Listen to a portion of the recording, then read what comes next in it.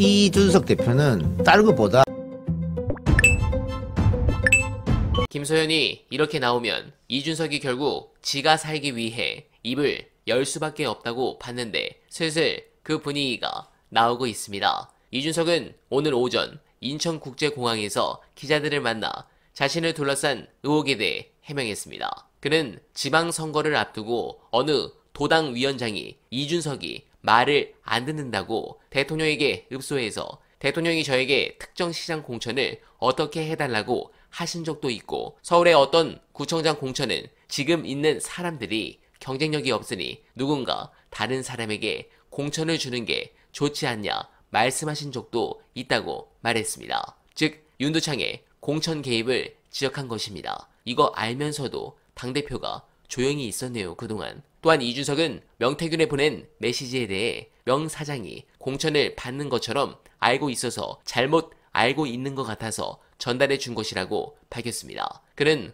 검찰이 조사하겠다면 당연히 가서 이미 나와 있는 것보다 더 확실한 것들을 얘기해 줄 의향이 있다고 덧붙였습니다. 네, 명태균이 잘못 아는 걸 당대표가 왜 알려줍니까? 그리고 확실한 것을 오픈한다는 것은 자신이 알고 있는 사실을 까발려서 이슈를 전환시킬 가능성도 있다고 보여지지만 자신에게 불리한 카드는 오픈하지 않겠죠. 역시나 이준석스러운 답변입니다. 저는 지금 이 시점에서 이준석의 폭로는 별로 기대하지 않습니다. 어제만 봐도 그렇습니다. 당내 기류를 전달한다. 그걸 왜 일반인인 명태균한테 전달을 합니까?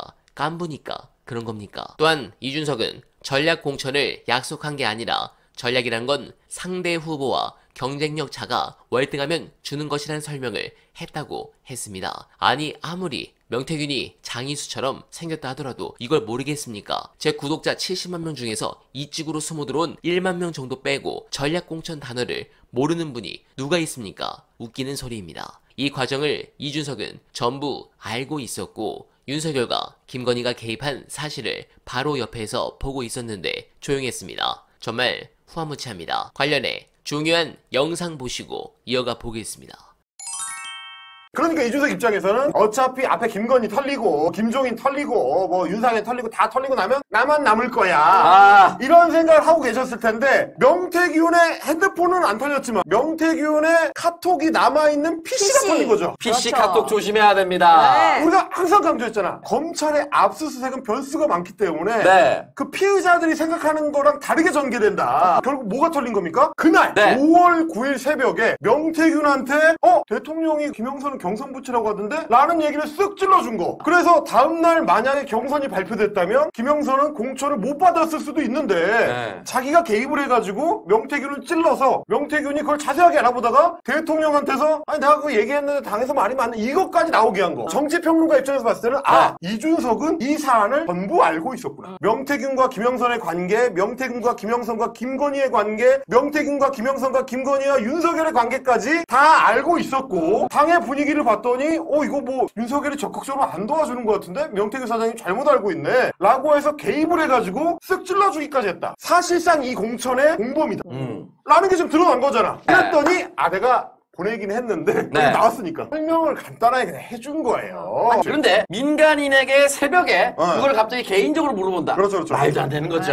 당의 기류를 전해준다. 당의 기류를 왜 창원 사는 아저씨한테 전해주냐고요. 그리고 저렇게 얼버무리지만 카톡에 정말 그렇게 설명만 한 것인지 아닌지 정황이 다 드러나 있을 겁니다. 드러나 있죠. 이거 진짜 내가 준석이 형 입장이면 진짜 너무 당황스러울 것 같아요. 왜냐면 명태균 입장에서는 어차피 나는 구속되느냐 마느냐의 갈림길에 있기 때문에 이준석 신경 써줄 정신이 없어 지금. 김소연 변호사가 이거 이쪽에서 경험도 많고 한데 와서 내가 공짜로 해주겠다. 상장한 거죠. 김소연이 이준석이랑 무슨 관계인지 명태균 아저씨가 모르겠습니까? 아니 모르겠어요? 이준석이 MBC 대기실에서 거기 앉아있는 사람들한테 다 김소연 욕을 하고 다니는데 그 얘기를 옛날에 명태균이랑 술 마시면서 안 했겠습니까? 했겠습니까? 안 했겠습니까? 했죠. 네, 공감합니다. 명태균이 곧 구속된다면 아마도 검찰 쪽에서 윤석열과 김건희는 쉐드 치면서 이준석과 김종인은 치는 그런 검찰발 보도가 쏟아질 텐데 이준석은 이걸 어떻게 무마할까요? 물론 검찰이 생각 이상으로 보도를 재밌게 흘리고 있지만 검찰을 믿는 민주지형의 선배님들은 없으실 겁니다. 돈봉투 역시 다르게 생각해보면 현재 돈을 안 받고 여론조사를 돌린 게 문제이기 때문에 돈을 받았다는 법리를 만들려고 흘린 것일 수 있기 때문입니다. 그리고 기대하던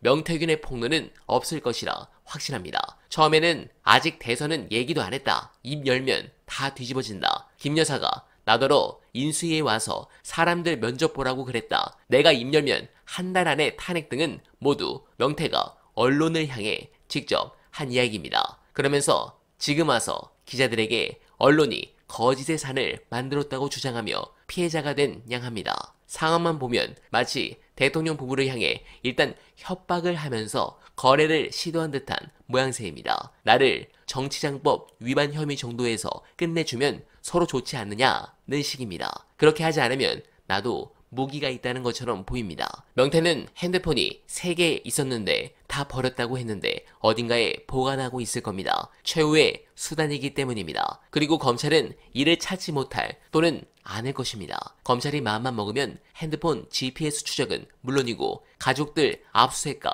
소환 조사로 탈탈 털면 명태균도 버틸 수 없죠. 그런데 그걸 안 하지 않습니까? 이건 100% 봐주기 수사이고 윤석열과 김건희까지 타고 올라갈 생각이 없는 겁니다. 아무쪼록 내일까지 정말 많은 중대한 이슈가 터질 것인데 제발 여러분들이 즐거워하실 소식으로만 가득하길 간절하게 기원하며 관련해 중요한 영상 여러분들께 안내드리며 이만 인사드리겠습니다. 딱 보니 그냥 명태균은 아마 연락을 누가 와서 만났던 것 같아요. 그래서 뭐 딜을 한 것 같습니다. 딜을 하는데 정치 자금법만 갖고 들어가라 네가. 그래서 운 좋으면 정자법으로 불구속 상태로 재판받을 수 있고 정자법으로 혹시 들어가더라도 구치소에서 빼줄게. 그래서 아마 명태균은 그렇게 딜했을 거예요. 불구속으로 재판받을 수도 있고 아니면 혹시 가더라도 한 2, 3개월 안에 뭐 보석이나 이런 걸로 나온다. 그렇게 아마 얘기가 됐을 겁니다. 그래서 지금 입 다물고 있는 거예요. 근데 누군가는 책임을 져야 될 거 아니야. 그렇죠. 누군가한테는 이 짐을 떠넘겨야 된다고. 그래서 김소연이 등장해가지고 그럼 이준석한테 넘기자. 그때 이준석이 당대표였으니까. 네가 당대표고 네가 공천 줬잖아. 이런 거지. 윤상현도 살려야 돼. 왜냐면 윤상현 입 터지면 골치 아파지거든. 공천관리위원장이었으니까. 그러니까 이준석만 죽이자. 그래서 이준석만 죽이려니까는 김종인 또 끌어오는 거예요. 오세훈도 있는 거. 그러니까 김종인하고 오세훈 이래서 김종인도 검찰 수사 받을 수 있다고 얘기하는 거잖아요. 김종인하고 이준석이 한패였지. 그 이준석은 명태균 말 듣고 공천하라는 게 아니라 이준석은 김종인 말 듣고 한 거다. 이렇게 이런 시나리오를 짜고 지금 하고 있다. 이준석 대표는 다른 것보다 그 성상납이 굉장한 아킬레스건이거든. 안 했다 그랬잖아. 그럼 또 거짓말 프레임이 엮여지는 거야. 이게 아킬레스건이니까 쉽지가 않은 거예요. 근데 김소연이 또 쓱 던졌잖아. 이준석 너 김건희 여사한테 좀 잘 봐달라고 명태균한테 부탁했다며 성상납건 이렇게 했단 말이야. 예. 이거는 만일 김소연이 없는 말을 했다? 그러진 않을 거 아니야. 뭔가 그런 뉘앙스라도 그 카톡에 봤을 거 아니야.